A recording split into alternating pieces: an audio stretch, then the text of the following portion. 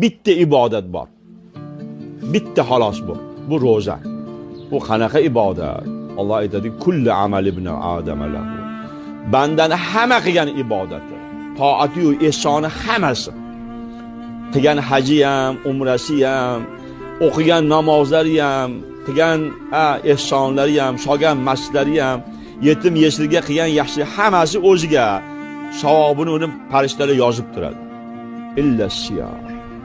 Magar ro'zani savobini farishtalar yozmaydi, malaikalar. Nimaga? Illa siyam dedi Xudo. Magar ro'za mening uchun, bitta ibodatni Alloh o'ziga xoslagan. Biz mu'minlarni tutadigan ro'zamiz Alloh bilan bandani orasidagi sir deydilar. Alloh sirrini Mohi Sharif Ramazon ro'zasiga yashirgan. Nimaga? Chunki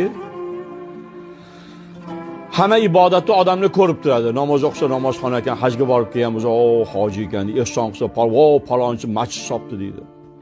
Lekin peshin bo'ldi yo qorningiz asr bo'ldi, qorningiz ochqadi.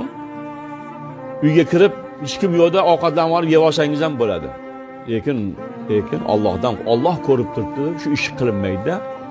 Alloh taolo u bandasiga shu qo'rquvga, ko'ngliga Alloh muhabbatni soladi.